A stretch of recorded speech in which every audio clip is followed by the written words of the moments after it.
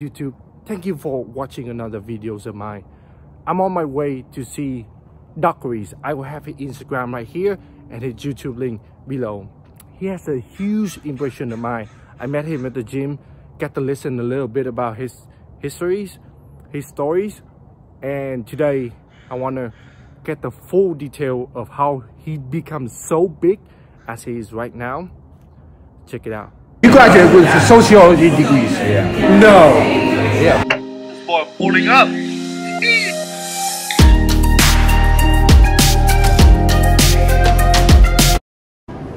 If I wake up too early, I'll crash during the day, and I'll mess up my whole day. Oh, the whole sleeping pattern and stuff like that, If yeah. I wake up too early, I'm a late bird. I love to stay up late. Yeah, usually I play too. It's all about Yeah. sleeping patterns and everything. Yeah, so that's why I kind of changed my my time going to the gym. It was like 4 to 5 before. 4 to 5. Yeah, so right now I'm waking up earlier, like 7:30 and stuff like that. Yeah. So when I get tired, it's about 1 or 2. That's when I go to the gym, and it just wake me up. Yeah. Now I'm past that. I just need to do more active thing, and after that, past that tiredness, and then done. You're good for the day. You're good for like another 7 or 8 hours. Yeah. So that's why I'm like, oh. It's also, if you get a lot done, you wake up early. That's what I miss about waking up early. You get a lot done. Yeah, it's just like you just get your food in, and then when you get to, like for me, like bodybuilding, so when you get the food in, you feel good, and then you get to do stuff. But like after that, like I mean, like yeah, there was days that sometimes I wake up at 7:30, but like just lay on the bed watching like Instagram, TikTok, and all the other things. Yeah. And then bam, before you know it, it's like 9:30. It's like, yeah, you can do it. This is a video I made on the GoPro.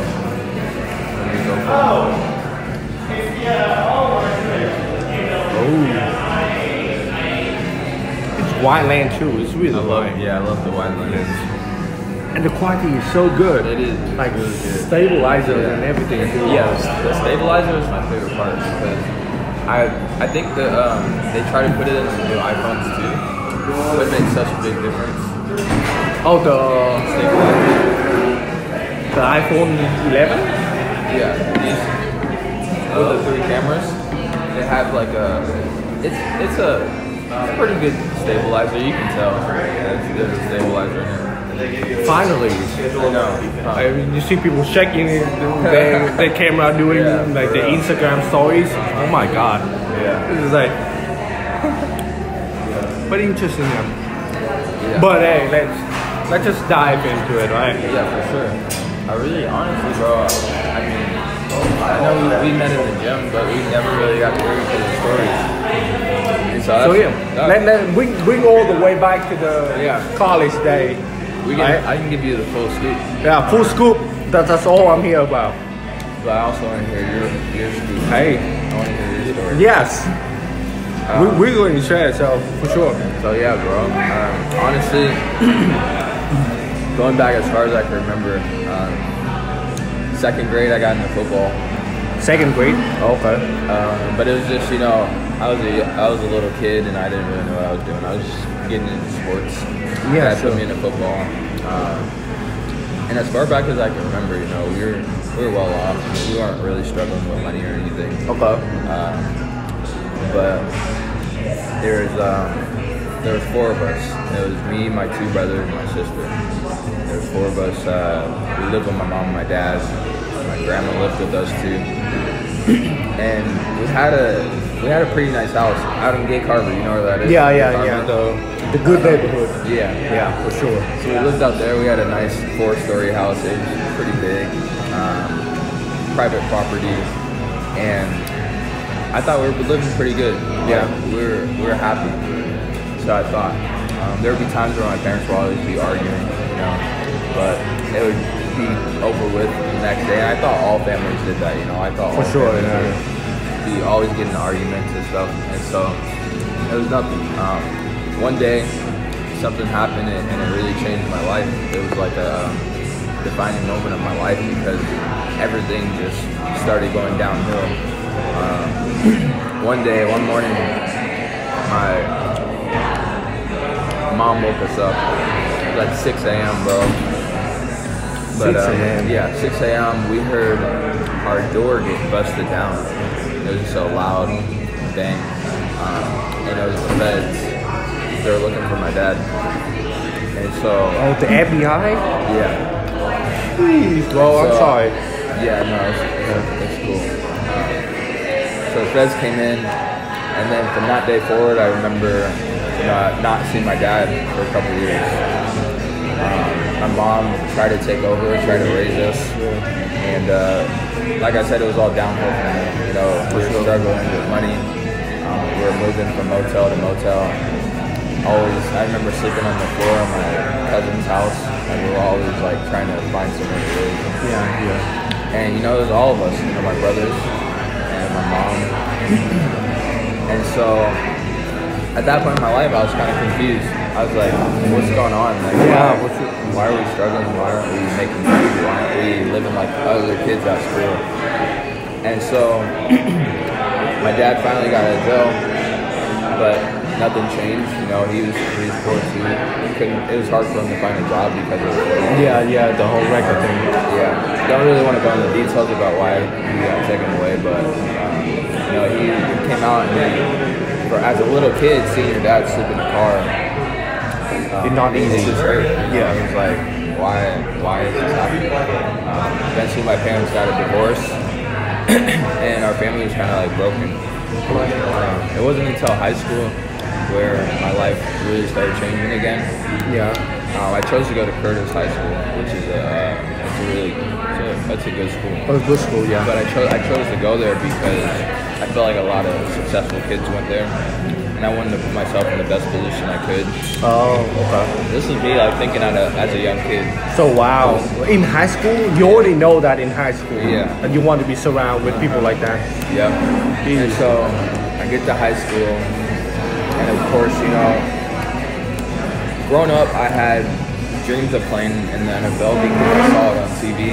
I saw these football players who had nice houses, nice cars. They had their families, they had money, and that's what I wanted. So I played football. I really worked my butt off, bro, to be successful in football because I saw what it could provide for me. And so I did that. In high school, I became the best player in the state of Washington. In the state? Yeah. Best player? I was one of the best in the nation, but I was the best football player in the state. I was shattering records at my high school, breaking all these records. And then I remember at one point in time, I met this kid, and there's a lot of rich kids at my school, but I met this kid. I was always that athlete that had to stay super long after practice because his parents were always late picking him up. So I was always waiting for my parents after practice. It would get pitch dark, bro, and I'd be waiting for my parents to pick me up. Yeah. And so. And during winter time too, it's gotta be like this, real quick. Yeah. Yeah. And so I remember, and of course my teammates were like their parents were worried, and so some of them were waiting for me. But it got to a point where kids started asking if I wanted to come over and wait for my parents at their house. Oh yeah. So I went to my friend's house, waited there. It became like a routine, and eventually the family took me in. I don't know if you've seen that movie, The Blind Side. Yes. Like That was like my life story, bro. For real? Yeah. The family, very successful family. They're early investors in Nike, so they're millionaires. Oh, for sure. Early investor. Yeah. Oh, okay. And so they took me in, gave me a place to stay. Paid for all my college camps, all my college visits, all my tutors to help me in school. Yeah. Just really significant, which is why, kind of what I do today is I value, and it's in my heart to put people first because I know how much somebody can change the direction of somebody's life with a little bit of influence. And so I love, helping other people, even if it's just to make their day a little bit better. Yeah, sure. But I believe, somebody like the people who took me in had the potential to change my life. And so, living with them was like the first time in my life I really seen a successful family together. Not only financially, but also just in life. You know, they're successful in life, and they have healthy relationship with each other. Yeah, for sure. First time I woke up Christmas morning with all the presents that I wanted. Like I've never done that. When I wrote down my Christmas list thinking I was gonna get a couple things, I got everything on my Christmas list. Everything I asked for, and so it's just a blessing, you know. Yeah, for but sure. At the same time, while I was living this nice lifestyle, my family was still struggling. You know, so I had this chip on my shoulder. I had this motivation to want to be successful. And I was never comfortable because I knew my family was still struggling. My brothers and sisters were back home struggling. And so I kept grinding. Ended up getting like over 20 scholarships my junior year. 20 scholarships? By the end of my junior year, beginning of my senior year, I had well over 20 D1 scholarships. And all of them are full ride? All of them were full ride. 100%. Yeah, but you know, there was still ups and downs, you know. Oh, for sure. Because my family was still struggling, you know, my main focus was just football. And not really many people understand this, but as a football player, you know, you want to be successful in football, so your main focus is going to be football. Of course, school is important, but as an athlete, it's hard to manage both. You have to wake up earlier than others, go into practice. It's just a different type of thing. And, you know, so that's why, you know, they would pay for my tutors and everything. But I ended up losing over 20 scholarships because of my grades. Really? Like all of them? Yeah. Oh my God. And it came down to a couple, I still had a couple scholarships.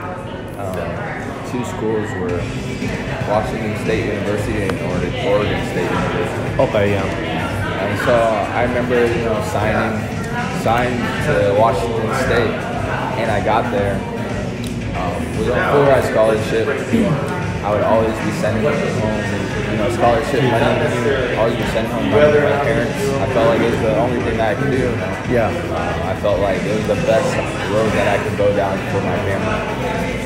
So I kept writing football, and I don't know if you know too much about football, but there's a lot of politics, especially at the next level. When I got there, you know, these coaches that said they believed in me and wanted me to play for them, they ended up getting fired. And so a new coaching staff didn't care about who was on the team.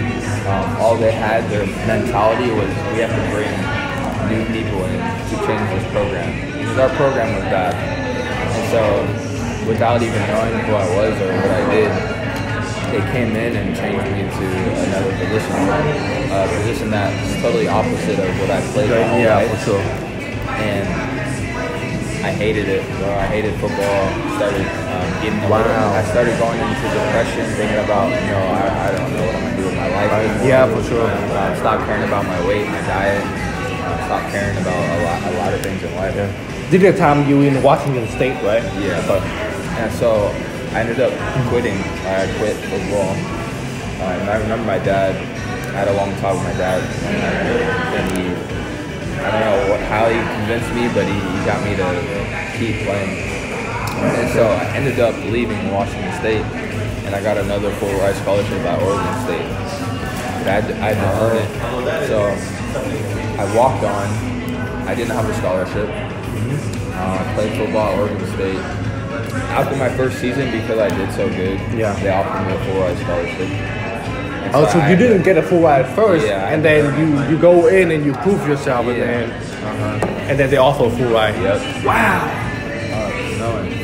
Talking about getting what you want, huh? And so it was a blessing, man. I'm a big person of faith, and I believe everything happens for a reason. So got to Oregon State. You know, I did really good my first season. I was happy. I was loving football again. I was scoring touchdowns. I was playing a lot. And my coaches got fired again. Boy can't get a break. Can't get a break, bro. And so but that's what makes you so strong, though. All through all that. That's my story. Jeez. And that time, it was like I was crushed, and I went back into depression easily. I would show up to practice. tired, just not motivated at all. My diet was bad, bro. I was out of shape. I was still going through all the practices, but I was just going through the motions. Like I didn't care. I remember that first season we played against Michigan, and it's one of the biggest college football teams. Oh yeah, Michigan, okay. And I remember we went to their stadium. It's one of the biggest stadiums in college football. Oh, for sure, I can tell. I remember standing back there. I played punt return. I don't know if you know football that well, but punt return is when you're by yourself, like back there, and they kick the ball. Oh, okay. Yeah, I know. And you have to catch it. The ball goes super high, and so it's a real. Honestly, it's hard being back there, especially with so many people watching you, and you have to catch the ball. All the pressure. While everybody's running at you. And I remember standing back there, bro, and I was yawning. Yeah. You were yawning in front of over 80,000 people, like screaming, yelling, like it's honestly a little kid will look on TV and see me and be like, it's my dream to be out there one day. And I was on TV like out there in front of all these people, like yawning because I just didn't love football anymore. So I was depressed, bro. It was sad, and I felt like I was like nobody believed in me anymore. Yeah. Even though I was playing, I wasn't playing how I wanted to. I would only get like a couple snaps a game, and so that moment of my life, bro, that year, I started realizing, this isn't how I want my life to be. Oh, okay, yeah. This isn't how I want. So is this like junior year, second year? Junior year. Oh, junior year. So you have like one more. Yeah. Okay. But it was still like the beginning of my junior year. Yeah. And I remember just making a life decision. I was like, I gotta change. I gotta make a change. I gotta do something. And it's when Instagram started getting popular, like big. Oh yeah. And so I started seeing kids on Instagram with Lambos and Ferraris. And I was like, why not me? Like, so which year is this? Was that junior year? This was like 2000. So but like 2015. 2015 is when you start doing like Instagram and stuff like okay. And so I was like, why can't I have these nice things? I'm no different than them. Of course, I was limited to what I could do because football was a full-time job. Yeah. And so, my junior year, I decided that, I'm going to do whatever I have to do to get in those circles, to get in front of somebody who has a Lamborghini or somebody who's successful. Yeah. And so that's why I believe the power of association is so strong. Who you hang around and who you are. Oh, for sure. Yeah. And so, I sacrificed a lot, bro. I sacrificed going out to parties with my teammates, celebrating football wins, sacrificed relationships that I could have been building, never went out to parties. You ask any of my football teammates. There was like 2 or 3 times I went out to a party, and when I did, everybody would stop partying and they would yell because I would be there. Yeah. But I never went out to parties, bro. Till this day, I never drank, never smoked. Just had a different mindset, Yeah, for sure. Different mindset, especially with all the pressure in college. I just stayed so consistent, of course. Well, even back then, you always have a sense of.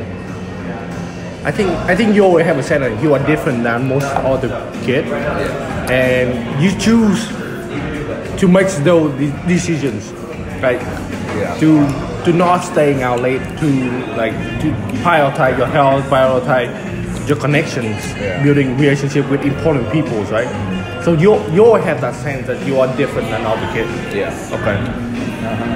And so, you start making Instagram. What about YouTube? Yeah. So YouTube came into the picture too. But yeah, like I said, I was always looking at the results. And I believe in life, you always have to look at the end result of anything you do. Okay. Whether it's your job, you say you have a dream and you want to be successful, look at the end result of your job. Look at your boss and how you live. Is that really how you want to live? Before you start, sacrificing your life to get there. Yeah. How you want to live. And so I was like looking at the end of my road, and I was like, if I don't make it to the NFL, then it's over. all I've known my whole life is football, and now I've made it to the NFL, then I have to do something else. And I've never known how to do anything else. And so I graduated, bro. And that junior year, when I started sacrificing throughout the parties and everything, everybody knew I was on my computer. Like, I was always in my room. People would come by my window, and I'd be like on my computer, just like researching, studying, like trying to learn algorithms of social media and how to do different things. That's when I started a YouTube channel. I literally have chill listening to your story, bro. Yeah, man, it's a crazy. Nobody knows this. It's impressional. Yeah. But you know, eventually I graduated. By the time I graduated, I was So you graduated with what degree? sociology. Sociology? You graduated with sociology degrees? Yeah. No. Yeah, bro. Why? Like, huh? Is that like something that you want to learn, or? No, I told you. So I have nothing against school. Yeah. But my mindset was, I have to get my degree from my mom. That's it. Oh, so it was like degree from it. In my heart, I truly didn't believe a degree. But a would help. sociology degree though? It was the wow. easiest. It was an easy degree. It's blowing my mind. No, I honestly like with my sociology degree, I was thinking about becoming a social worker. You know, helping like. Oh, so yeah, so yeah, like in schools and. So even if that's something that you don't like, you're always working toward helping other people's. Well, that was an option that stood out to me when they. Oh, so yeah. And so you know, I kept grinding, bro. By the time I graduated, I guess I was making more money than any job that I could find because of what I did. You know, my junior year, my YouTube channel, my just assets that I was in association that I was putting myself in. So let's dive deep into the YouTube things. So when you start doing YouTube and when you realize you can make money off YouTube, right? It's not like you get a start and you start making money right off the bat, right? Yeah. So that's what I mean. That junior year when it started, 2 years later, when I told you this, I didn't have a video go viral until almost 2.5 years later. So after I graduated. I still can't believe that. I know. So you were making 2 years worth of YouTube without even thinking it's gonna go viral or anything. Any money at all. So why would you keep making those? Because I kept seeing the end result. You know, I kept seeing players graduate. Either they went to the NFL or they became comfortable and started living an average life. And I didn't want that. So I was doing anything to be different. You know, I always heard successful people preach that. I've always heard, you know, somebody like John Maxwell I really love and look up to. He once said, you know, what you do in your free time is what will really free you. Oh yeah, for sure. It's so important. A 9 to 5 in a job, you know, that'll pay for your bills and your rent. But what you do in your free time is what will free you. And so I was always trying to do something in my free time. You know? That is so true. Like everybody have responsibility, obligation, and stuff like that, and most of them happen doing 9 to 5. But after that hour, so much. Yeah. It's like 7 to 2, 7 p.m. to 2 a.m. You know what you do with that. So important. But hey, let's just review a little bit. So you were the best football player in your high school. Yeah. You go to college with a full ride. You were in D1. Right? You're playing at top levels of high school. And then after that it's just NFL, right? Yeah. But it didn't happen for you. So I think like at what point did you think I don't want to go to NFL when I need to like what you did, you create option for yourself. Yeah. Right? You for whole your life, you know one option to go into NFL. If you don't make it, it's gonna be super, super hard for you, super difficult for you. Right? Yeah. But you go out there, you learn your stuff, learn your craft, and create option for yourself.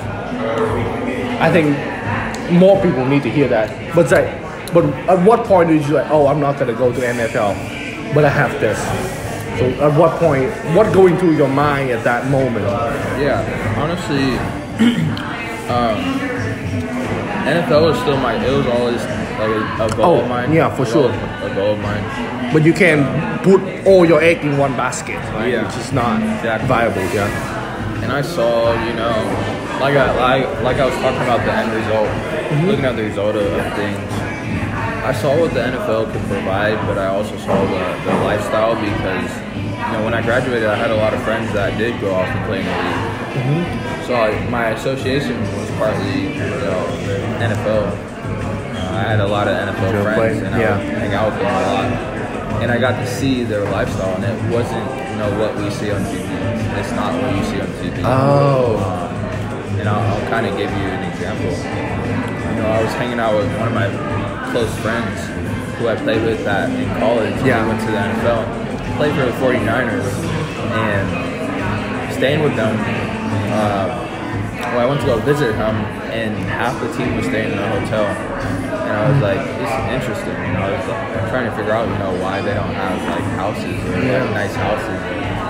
Or, they did have some nice cars, but they're all in the hotel, and I'm just like, why are they living like this?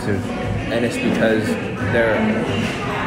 in reality, bro, they're living in fear. They're living on the edge because you don't know when you're gonna get cut. And so you can't get comfortable living out there. You can't just buy a house and start living out there because you can get cut like that. And so they're constantly living in fear. They're paranoid. They don't know when they're gonna they get hurt. There goes their career. They get hurt. There goes their contract. Cut. If they get somebody better than them, then they're gonna get replaced easily. They're always looking for the next best person. And so it's a grind. You'll see that the people who have houses out there, nice houses, are mainly the stars on the team. Mainly the people who've been there for the longest. So you need to be like the 1% or the 1% of the players to get to that. Yeah. It's hard enough to get an NFL contract, but like you need to be 1% to live in comfortably. Yeah, exactly. Wow. Exactly. And so that is the insight I don't think not everybody has. But it's also crazy because as kids growing up, you always have dreams of being something big. Usually it's people that you see on TV. Yeah. Usually it's NBA, NFL, superstars. Superstars. And what we don't realize, and especially for me playing football, is there have been NFL players that have committed suicide. And it's like, we don't think, why they have all this nice stuff. Why would they do that? Why would they commit suicide? It's just like, damn, that's crazy. Like, we feel bad for them. I don't know what happened, but my dream is still to play in the NFL. For sure. Because we don't know that how fulfilling it is, We don't know if it fulfills you to have all those nice things, all that money. And in reality, it's not fulfilling. That's not what brings happiness. So me seeing NFL players committing suicide, I'm like, why is this happening? Yeah. I need to see the end result. I need to get around the association to see how they're living. Yeah. And for most people, they don't care. They're just like, I just want to make it there because everybody says it's great. It looks great. And it's kind of like success, bro. You don't really know what it takes for successful people to get to where they're at. A lot of people it's funny because a lot of people look at what I have today. Must be nice having that nice car, must be nice having money, must be nice traveling. And I always say, looking back when I was in college, I would always be in my room like, it must be nice hanging out with friends right now. Oh yeah, it must be nice parties. It must be nice, drinking and having fun and stuff. And so nobody really knows, they look at my success now, but they don't see the 2 years that I was in college when honestly I didn't have time because football was a full-time job for us. So you go to college full-time, you have a full-time jobs, and you're still making videos. Yeah. And it's in like 2 years. I can't imagine what you went through. Oh yeah, I went through a lot. Yeah, it's like what you went through to get to the point of getting viral. So, okay, so after 2 years, your first video getting viral, what you do after that with the content? Do you still keep making the same content, or you kind of explore others options? I've always, social media is really all about trends, bro. It's not? It really is all about trends. Oh, it is about trends. Okay. A lot of it is being creative and finding your own trend. Yeah. I always say it's a wave. Once you hit a wave, you got to keep riding that wave. Once a video goes up, you got to keep riding that wave and keep making similar videos like it. And if not, you find trends and then you hop on the trend and be the best at that trend. And so my videos always switched up. They would always, they're just depending on the trend and how social media was moving. I remember I started making like football videos. That was a huge. It's still like a big trend. YouTube, football, athletes. Started making motivational videos. Then I saw Instagram blowing up. I hopped on Instagram, added my own style to it. One video blew up, and I kept riding that wave. And so I kept making like similar videos. And then I saw another wave, which was like it was like funny content, and I was like, I can make a lot of videos that could be relatable to a lot of people. So I started switching up my content, making. So it's all about like trends and just being. So it's like entertainment. It's all kind of like to entertain, entertainment sells. So that's why. Yeah. But and then after I graduated, started getting connected and just meeting a lot of successful people outside of social media. People who have like real estate businesses or own businesses, and they wanted to use social media to leverage their platforms to be able to promote whatever business they have. Yeah. So they're on social media, had millions of dollars, but not millions of followers. They're just like maybe a couple 100,000 or a couple thousand followers, but they're really successful outside of social media.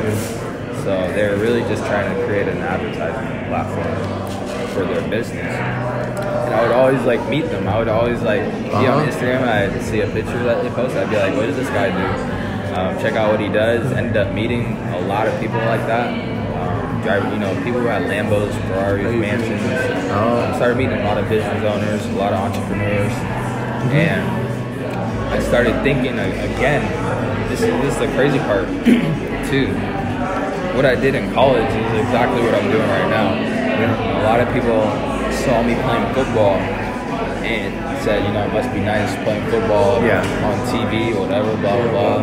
But I was thinking ahead of that. I was thinking about what I was going to do after football, what I'm going to do to level up and get even more successful than where I'm already at. So you don't get the noise of the fame affecting your plan and everything? I just never get comfortable. That's like my life memo is never get comfortable. And so here I am, I'm graduated, making a lot of money as a graduate, and then I ended up meeting a bunch of people outside of this. Because of social media, I was in a successful spot in my life, and I started meeting a lot of different people, and I was like, you know what, like social media is cool and everything, I can make millions from it, but I'm gonna have a family one day. I'm gonna want to leave behind a legacy. I want, social media is cool and everything, but I would say like a job that's out of my hands, and how much I can make is like it's not in my control. It was limited, and it's just like a lifestyle that's all about being somebody who you're not even when you don't want to be. If you're not in the mood to make a video, it's like you have to, because that's how you're gonna make your money. So I started learning more just about the power of association, what not many people my age are doing, and I wanted to do what not many people my age are doing. I was always that person that wanted to do that. And so, fast forward and going, it's crazy to look back 2 years from now. Look back, I was making a lot of money. Didn't know anything about business or life, so I was sleeping on my dad's couch. So it was like 2017. You make a lot of money, but it's still. I was making good money. More money than a job that I could find right off the bat. Oh, for sure. And so I was just broke. I was broke in the mindset of just business and just the entrepreneur life. I didn't know how taxes worked. I didn't know how business worked. I didn't know how to go about owning my own business. For sure. That's why I said my first 2 weeks I learned more about business and life than I did my whole college career. Yeah, my first Just by hanging out with the first people 2 weeks who hanging around successful people. And so I really started. So looking back 2 years ago, sitting on my dad's couch.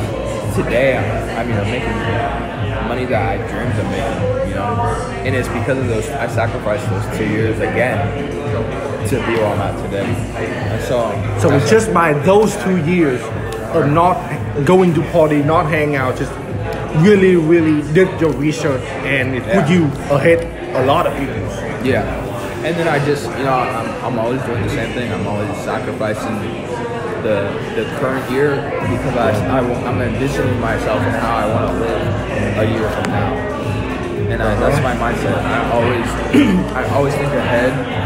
I'm like, a year from now, I'm either going to be thankful for what I did today, or I'm going to regret something I did today. But what I do today is going to impact me a year from now, 2 years from now, 3 years from now. And so I never want to look that way, regret. So I'm always going to keep grinding and keep surrounding myself with successful people. Yeah, for sure. People that are growing.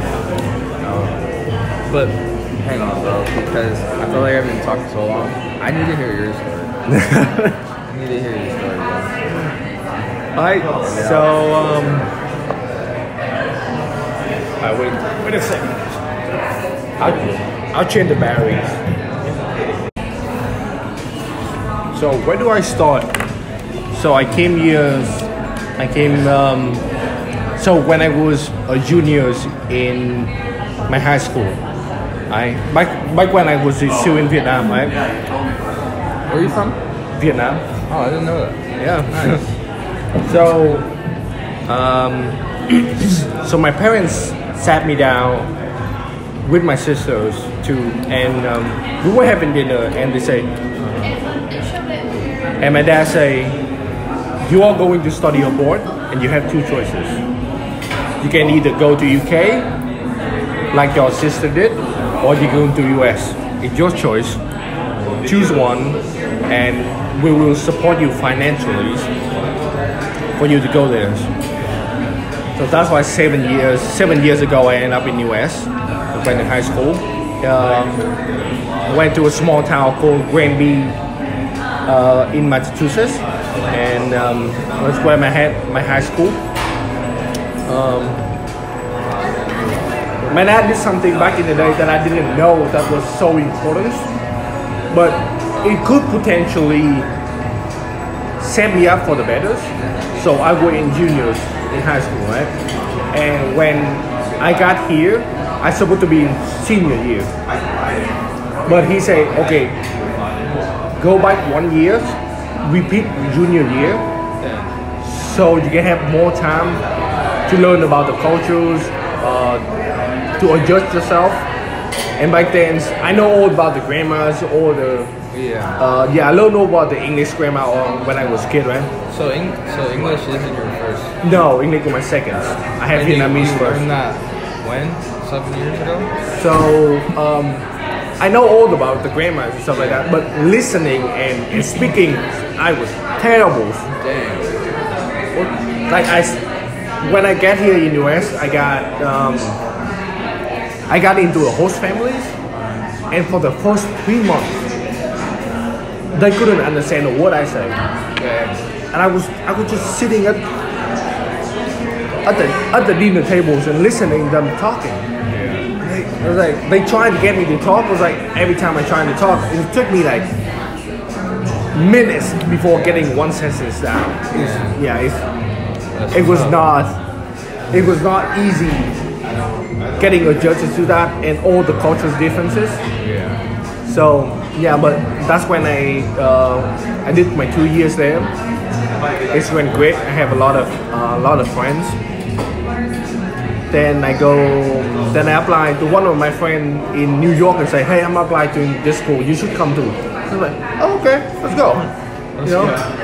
I didn't know. I didn't have plan or anything. It's just like just go for the experience. Just go there. So I went there for 2 years.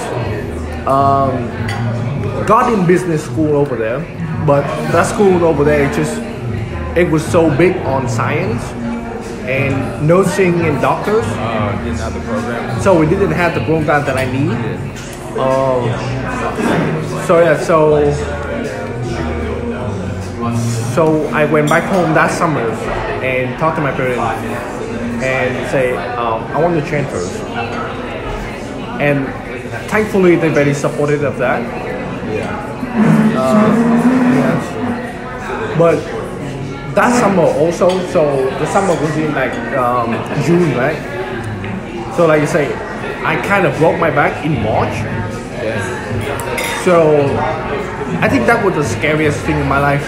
I was having a friend who picking up one of the drawers at Costco, and when I get it out of the car, I didn't pick it up right time. I was skinny back then too. It was like I was 6 foot and 140 pounds, something like that. So I was very skinny and weak. So I pick it up the wrong way. So I hear like a huge crack in my back. But back then, everything cracked, twisted a little bit. You say that like dislocations.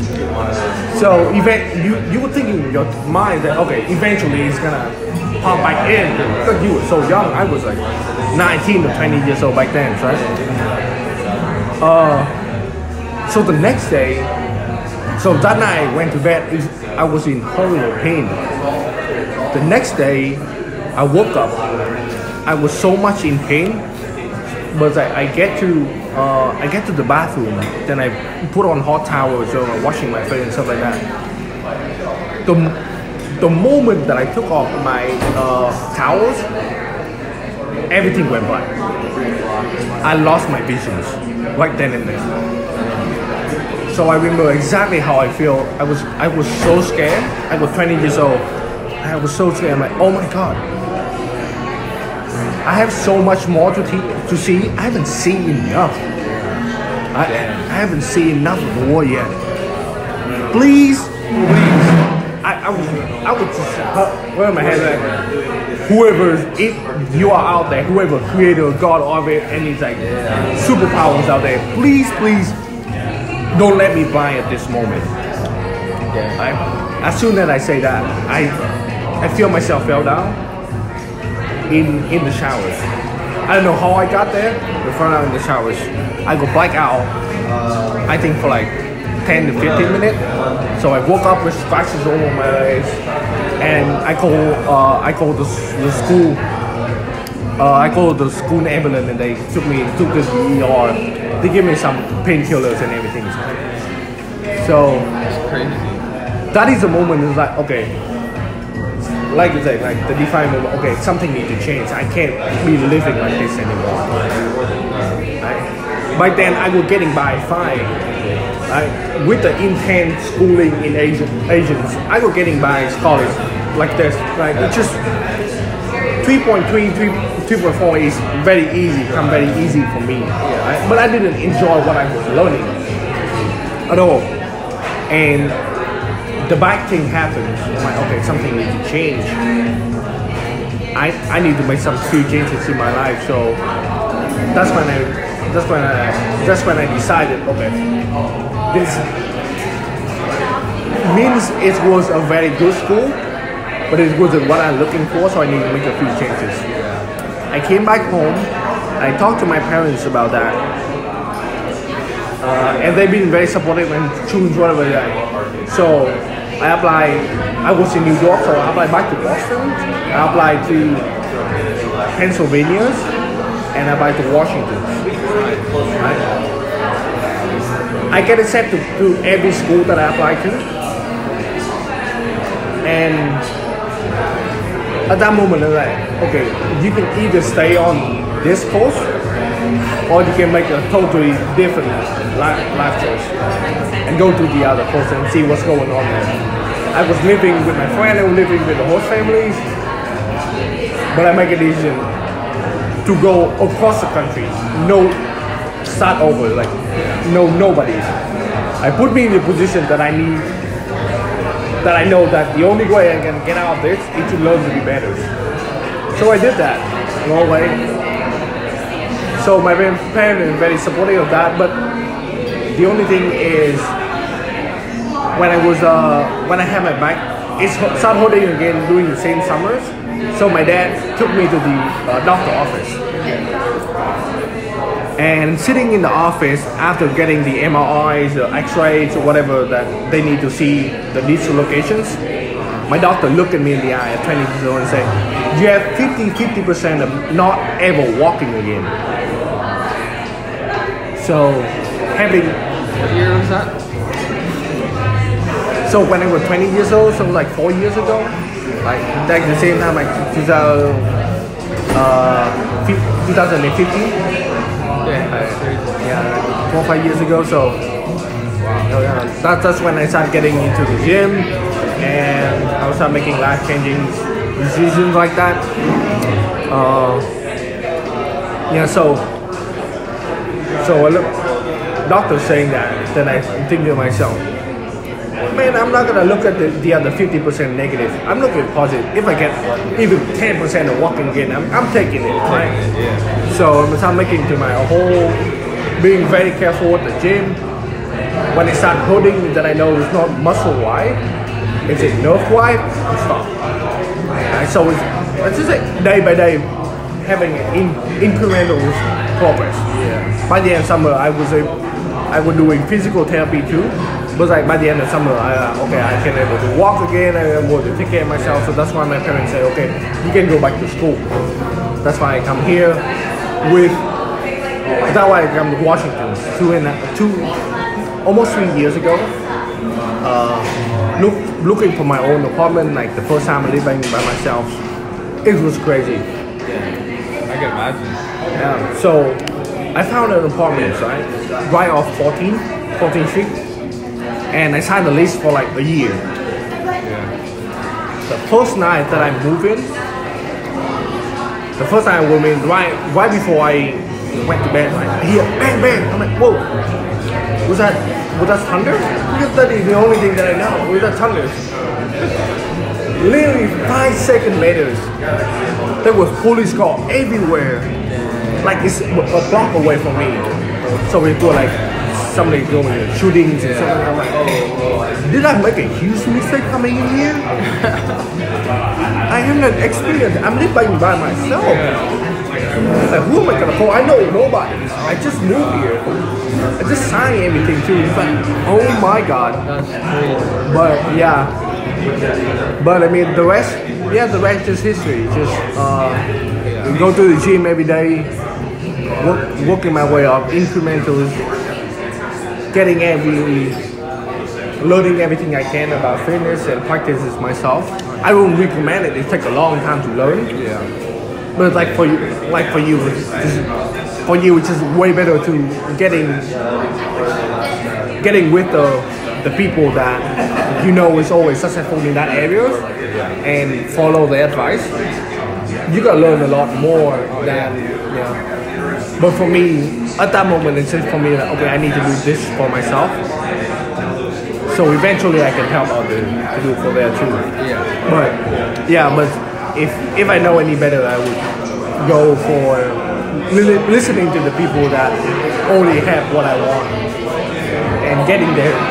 I think that is the only shortcut that being allowed to become successful, right? That's it, man.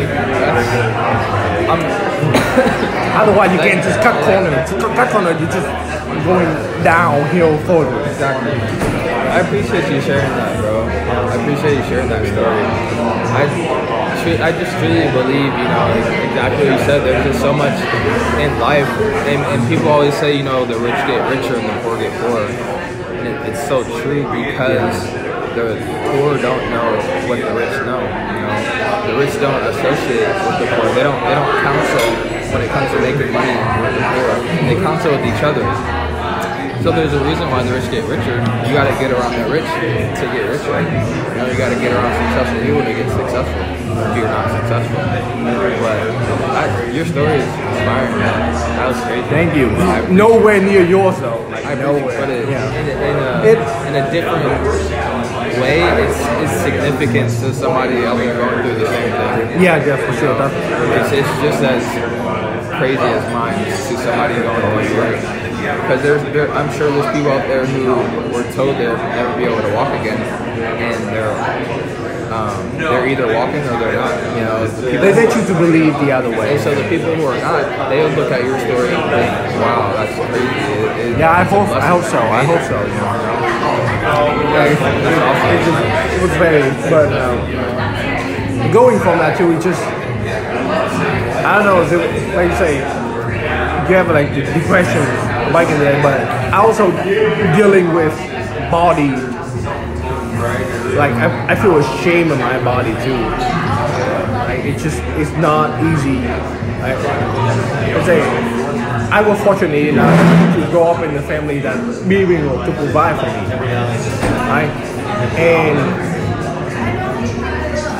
it's not that I don't have anything to eat, but it's just I was never able to understand my body enough to make the change that I need to be able to get healthier and bigger. Right? So I think for like 5 or 6 years, my parents, we would go to the beach and we would go to vacation, and there were swimming pools and beaches, very beautiful, right, places that we would went to. But I would not take off my shirt. Like I feel so ashamed every time I take off my shirt. So I was dealing with that images,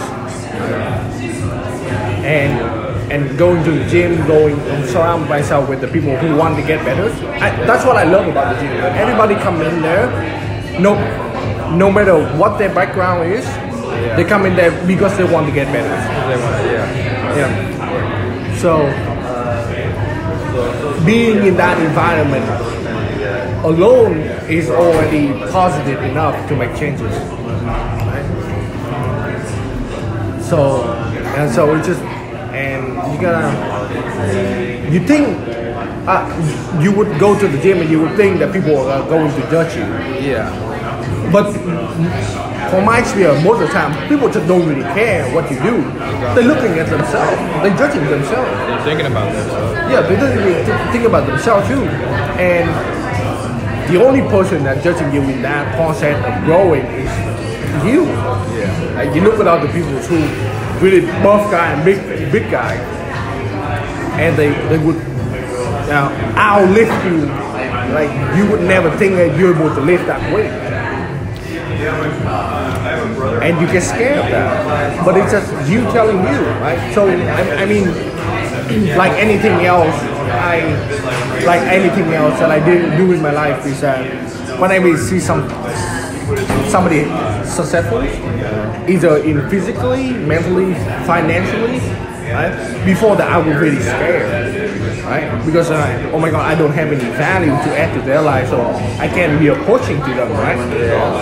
But now, when I see them, I'm like, oh my God, I'm so happy for them that I'm able to learn that.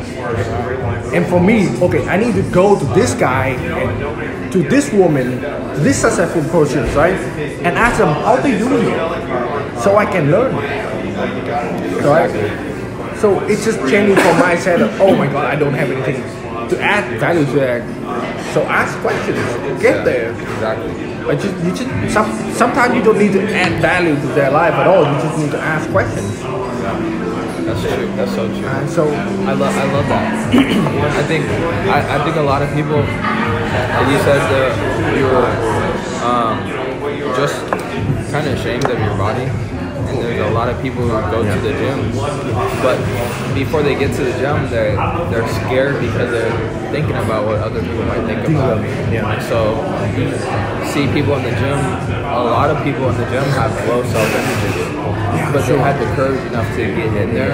And so that's why I mean, it happened to you. yeah. When I'm in the gym, I love to compliment people and say, good job, I've seen you work hard.